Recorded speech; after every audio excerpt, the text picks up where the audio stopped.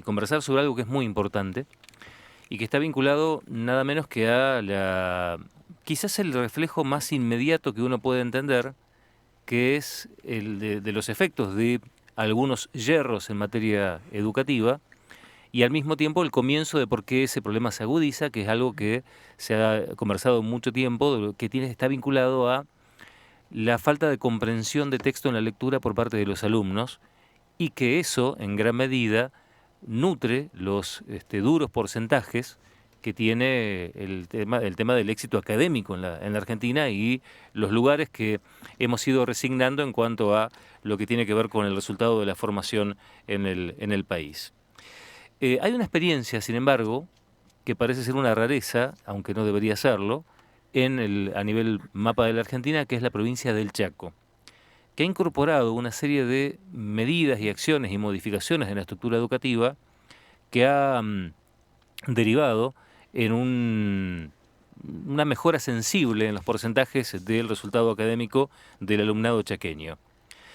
Vamos a dialogar con Florencia Salvarezza. Ella es, entre muchas cosas, de un enorme currículum que no vamos a repasar, aunque sí tenemos que mencionar que es lingüista, que trabaja mucho en problemáticas del lenguaje como la dislexia, que es profesora universitaria, que es referente universitaria en estas temáticas también a nivel internacional, en algunas casas de altos estudios a nivel internacional, y es directora del Instituto de Neurociencias y Educación de la Fundación INECO. Y bueno, la saludamos en principio y le agradecemos la deferencia de habernos atendido. Florencia Salvarezza, un gusto saludarla. Buen día, ¿qué tal? Buenos días, ¿cómo les va? Muchas gracias por el llamado. Bueno, un poco a partir del fenómeno Chaco, que por ahí es un fenómeno que empezó a difundirse como un éxito sensible en términos de porcentajes de comprensión de texto, algo que parece de carácter básico, pero que es sumamente importante. Le quería preguntar en principio qué es lo que ha hecho, en qué ha innovado la estructura educativa chaqueña. A ver, lo de Chaco es tal cual como vos decías, una rareza que no debería ser una rareza, me encantó. Chaco lo que hizo fue, la ministra Sofía Naidenoff, a comienzos del 2025, decidió, después de una serie de capacitaciones teóricas que habíamos hecho, habíamos conversado mucho sobre el Plan Nacional de Alfabetización, el jurisdiccional que ellos habían presentado, y decidió que iban a cambiar lo que estaban haciendo por lo que se llama un método estructurado o basado en la evidencia, que son métodos muy distintos de enseñanza de la lectura de lo que se hace en general en Argentina, pero que son los métodos que se usan en todo el mundo y son los métodos que toda la investigación dice que es lo que hay que hacer. Entonces no es hacer algo muy raro, es algo así como lo que decías vos, hacer lo que hay que hacer. Y a raíz de esto cambió todo el primer ciclo de la provincia, primero, segundo y tercer grado. Todos los 76.000 alumnos pasaron a trabajar con un material que se llama Aprendo Leyendo, que tiene estas características. Y lo que hizo mi equipo, lo que dirigí yo, fue una investigación que comparamos a los chicos que habían terminado primer grado justo ese año, en el 2024, primero y segundo grado, que hacían lo que se hizo siempre en el Chaco, que a Chaco le iba muy mal en lectura, y lo comparamos con los chicos que terminaron en el 2025 habiendo hecho Aprendo Leyendo. Y los chicos del 2025 más que duplicaron la comprensión lectora en primer grado. Pasaron de 27% a 62%. La diferencia es enorme. En menos de un año, porque los materiales llegaron en junio. Y esto lo que muestra es lo que vos decías, no es una rareza, se puede hacer. Claro. Ahora, le quiero preguntar, y aprovechando su formación y demás, si nos puede, a veces se hace con el tema de la lectura algo que parece llevarnos a una discusión de carácter lineal y básica del contenido y las formas, ¿no? Y se entiende a la lectura que es un problema cuando el alumno o la persona tiene dificultades para trasladar a la expresión oral el texto que está leyendo, y uno se pregunta si eso es una cuestión de articulación oral y ese es solo el problema, o eso es parte del problema de la falta de comprensión del texto. Es exactamente así. Ese es el problema. Eso que vos decís, la articulación oral del texto escrito, es leer. Es lo que técnicamente se llama leer. Leer es mirar algo escrito, dibujitos, símbolos, grafemas, letras y darle un sonido. Por eso se llama Claro. decodificar. Y eso hay que enseñarlo. Y los métodos que se usan en Argentina, no solo en Argentina, en toda la región Latinoamérica y el Caribe en general, esperan que los chicos, inmersos en un ambiente alfabetizador, cuando la maestra les lee, les da libros, etcétera, etcétera, de a poco lo vayan descubriendo, hagan hipótesis y lo vayan descubriendo solitos. La diferencia con lo que se hizo en el Chaco, que es lo que muestra la evidencia mundial que hay que hacer, es que hay que enseñar cada una de las letras de a poco, cuál es el sonido de la letra, cómo se escribe, lo que nosotros conocemos, no sé tu edad, pero para mí era la Ujú. caligrafía, eh, trabajar mucho la lectura en voz alta en clase desde el comienzo, digamos, vos enseñás 3 letras, por ejemplo, la M, la P Sí, y la A, podés leer mamá, papá, mapa, ama, y eso ya lo leen en voz alta en clase a la segunda semana de clases. Y trabajás dictado con esto y entonces además de decodificar, estás codificando. A un sonido le das una letra. Aprendés a escribir.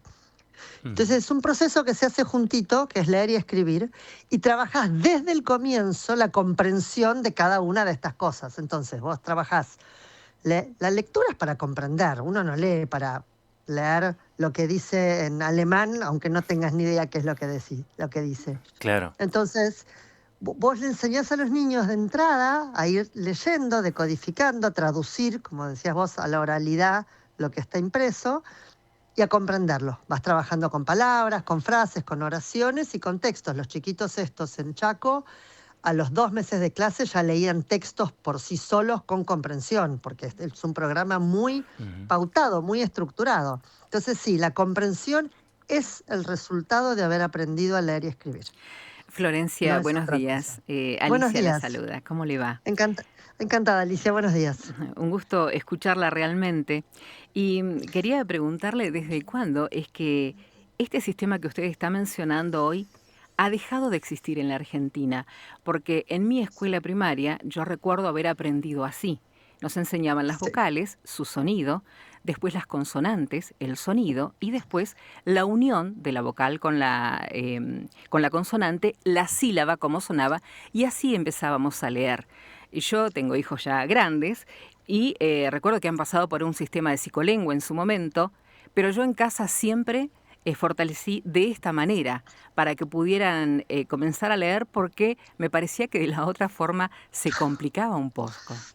Bueno, sentido común absoluto, tal cual. Cuando nosotros éramos chicos, tendrás una edad más o menos, Sí, y nos enseñaban, mi mamá me ama, mi mamá me mima, pape exacto. pipopú, que es más parecido a lo que se está haciendo ahora en Chaco, que es lo que se sabe que hay que hacer, pero la diferencia es que no trabajamos más silábico, porque el sistema, el español, la unidad más chiquitita no es la sílaba, sino el fonema, el sonido. Pero esas son cuestiones técnicas, pero la enseñanza es esa, es exactamente lo que vos decís. Y más o menos el cambio se produjo entre mediados de los 80 y mediados de los 90. Sí. Y fue un cambio en toda la región, como decía antes, porque tiene que ver con, por eso es una cuestión muy ideológica. A ver, la discusión de los métodos de alfabetización no es científica. Si vos querés presentar en un congreso de lectura mundial de envergadura, digamos, de los conocidos, no podés presentar que haces lo que se hace en Argentina, pues no te aceptan el trabajo, porque es como ir a un congreso de medicina y presentar homeopatía, no te lo aceptan. Claro. Ujú. Es exactamente igual, pero es una discusión ideológica porque viene marcado por todos los procesos políticos y teóricos que se unieron, no a propósito, pero convergieron en mediados, la segunda mitad del siglo pasado en Latinoamérica, después de todos los procesos militares en muchos países, con las vueltas a los sistemas democráticos, y entonces se tomó, por un lado, las teorías de Emilia Ferreiro de la psicogénesis, que es lo que vos decías de tu hijo, y por otro lado, la pedagogía de la liberación de Paulo Freire. Y entre estos dos se armó toda una idea de que respetar el derecho de los niños y las diversidades y acompañarlos, había que acompañarlos a que cada uno construya de a poquito la lectura. Y eso falló. Muchos países lo hicieron y volvieron para atrás. Nosotros nunca volvimos para atrás, por eso pasamos de ser segundo país en Latinoamérica, según las pruebas de la UNESCO, en 1997 en lectura, a anteúltimo en 2019. Eso es todo lo que caímos. Florencia, buen día. La saludo y le consulto. Siempre se ha dicho que los chicos son como una esponja, ¿no? Que todo ese aprendizaje que se da en la primera parte del año, la primera parte de la vida, digo, es fundamental. En cuanto a la lectura, aquello que se aprende con la lectura en los primeros años, después es fundamental para el resto de la vida, para evitar errores ortográficos, errores de redacción, errores de puntuación también. Todo, es exactamente así. Si vos querés construir una casa, tenés que cavar los cimientos, poner los cimientos y después construís la casa. Si no, se te cae la casa, que es lo que vos estás contando. En lectura es lo mismo. Vos tenés que enseñar desde el comienzo. Si vos enseñás que vaca va con B corta y C, ya está. Porque el sistema del niño, que es una esponja, lo guarda así. Entonces, cada vez que ve la palabra, la reconoce, puede leer automáticamente.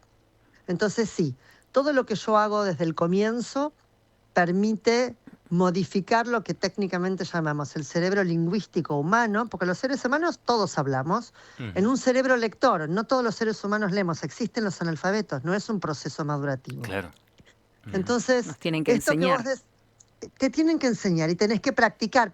Si vos querés jugar al fútbol o tocar el piano, ¿escuchás una sonata y mirás a Messi jugar o vas a jugar y tocas el piano? Claro. Practicás. Esto es exactamente lo mismo. Y alguien te tiene que enseñar y corregir. Corregir es parte del aprendizaje. No hay nada más violento que un chico, nada respeta menos los derechos de un niño, que un niño en 6º grado que no puede comprender un texto simple. Porque ese chico no va a tener las mismas oportunidades a lo largo de su vida que el que sí comprende un texto, que es un poco lo que preguntaban hace un rato y lo que vos me decías recién. Aprender a leer es aprender a leer el mundo, porque vos lees todo el tiempo, lees el diario, lees el paquete de fideos, lees el precio, lees los subtítulos, cada vez hay menos películas subtituladas porque la gente no llega a leerlo. No es así. Entonces, para conseguir un trabajo... Parece una sofisticación, ¿no? Incluso parece hasta un acto de snob, es decir, veo las películas en su idioma original y en realidad no debería ser una rareza, debería ser algo habitual, deberíamos estar con la gimnasia para poder leerlo.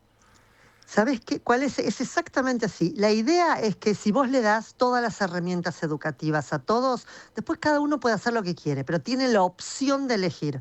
Cuando no les damos las herramientas, les sacamos la opción de elegir. Y lo dejás a los niños que puedan hacer solo aquello que pueden hacer con esas habilidades truncas, habilidades recortadas.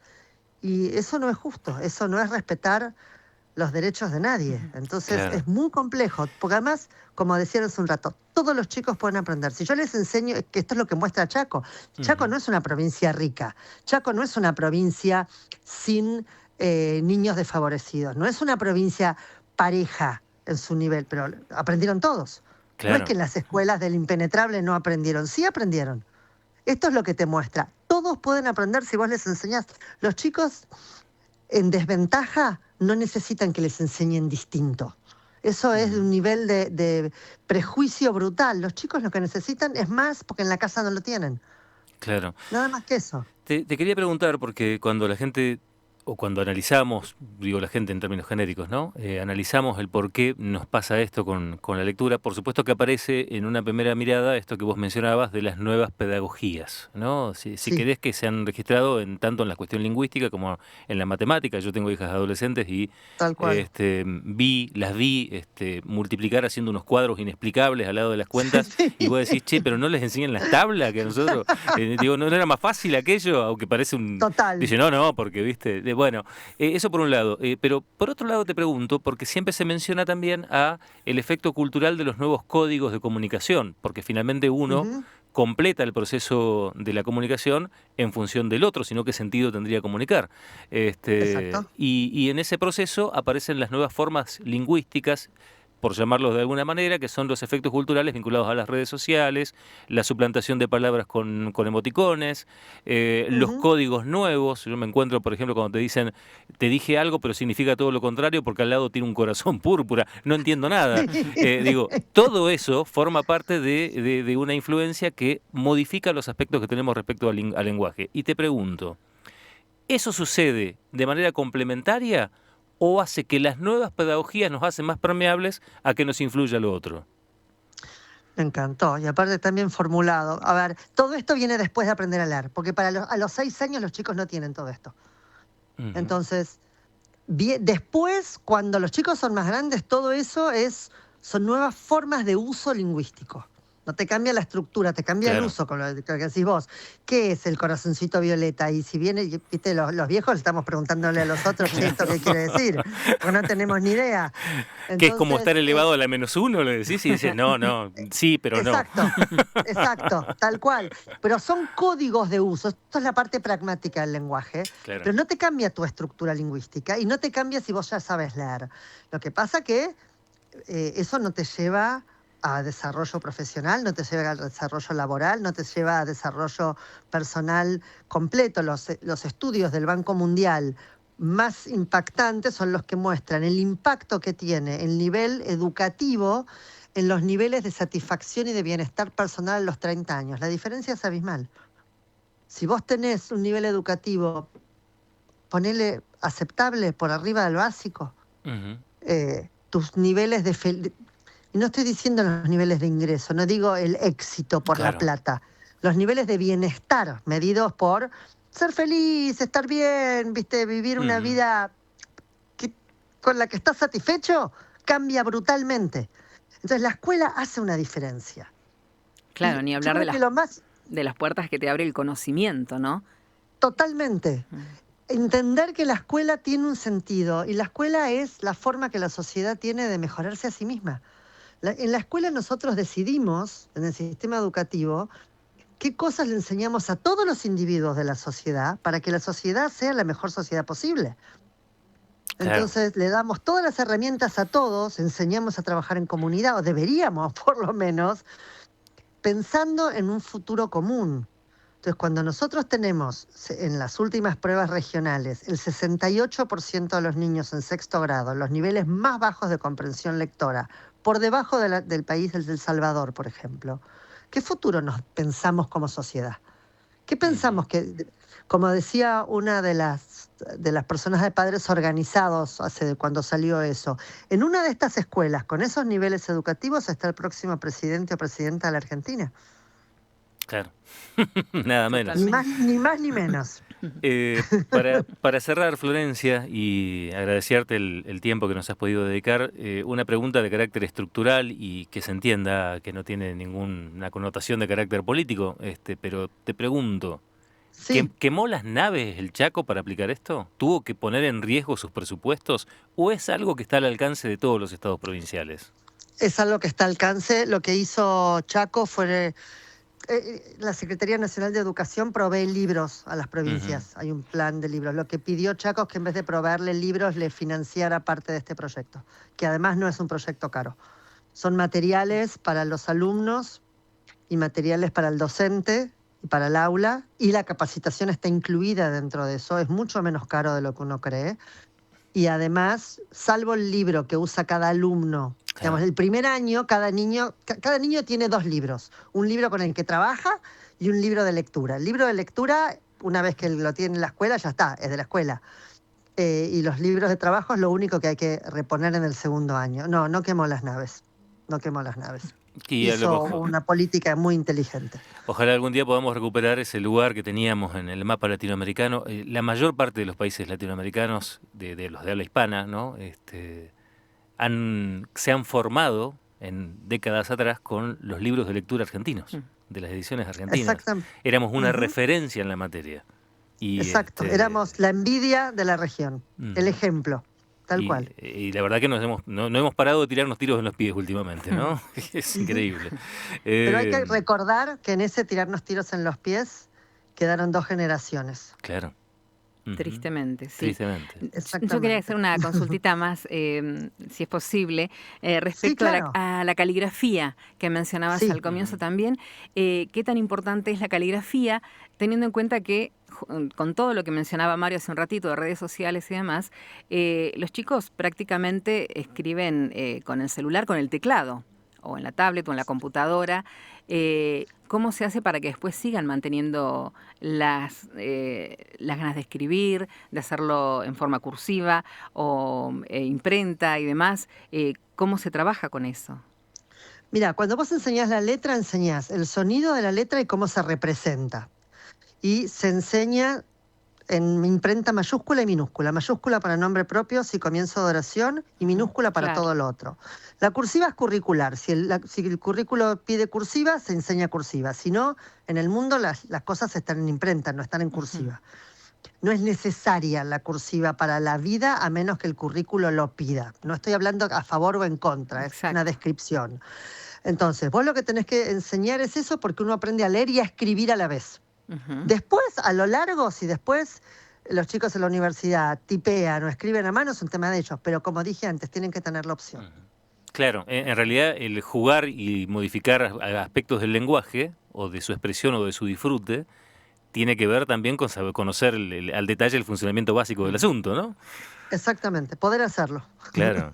Así de simple. Sí. Digamos, para disfrutar una poesía, aunque sea abstracta, primero tenés que aprender a leer, ¿no? Exacto. Entonces, Exactamente. me parece que por ahí pasa un poco el ejercicio. Te agradecemos de verdad muchísimo, Florencia, por el tiempo que nos has dedicado aquí, ¿eh? Un placer y cuando quieran lo que necesiten. Que ande muy bien, ¿eh? Un placer, hasta luego. Gracias. La verdad que es un trabajo muy interesante que se está haciendo en el Chaco, lógicamente, pero al margen de que se está haciendo en el Chaco, es un trabajo muy interesante en poner la mirada en algo que se ha vuelto un problema para la Argentina. El tema educativo es un problema para la Argentina e históricamente no lo ha sido, o no lo había sido décadas atrás, y de golpe se convirtió en un problema. Y nos pasa con el cotidiano, ¿eh? Cuando Sí, sí. hoy el mundo ha cambiado muchísimo, hacemos muchas menos notas con chicos porque el mundo se ha complejizado, hay que pedir un montón de autorizaciones y demás. Pero en el último tiempo que se hacían las notas, vos notabas también en la capacidad de expresividad que tenía un chico, en la forma de articular oraciones, de ordenar oraciones. Evidentemente hay ahí un fenómeno que no se parece en los resultados a lo que nos ha tocado transitar a otras generaciones. Yo soy formado en la escuela pública y siento que a veces esa escuela pública me despertó interés por la lectura, me despertó ganas de conocer lo que había a partir de la lectura, y entonces no es solo una cuestión de recursos necesariamente, ¿no? Y me parece que está bueno hacer foco en eso. Tal cual. Sí, yo recuerdo que libros que yo utilizaba en la primaria, en los últimos grados de primaria, los utilizaba después en los primeros años de secundaria de mis hijos. Claro. ¿No? Y ahí se Y notaba ahí la te das diferencia. cuenta. Claro. Pues el ejemplo que le daba de las matemáticas me pasó. Yo veía unos cuadros rarísimos al lado de las cuentas. ¿Qué están haciendo? Claro, porque las tablas son fundamentales para que Claro. vos vas al supermercado si tenés que multiplicar en cualquier momento para saber cuánto dinero vas a gastar, de qué dinero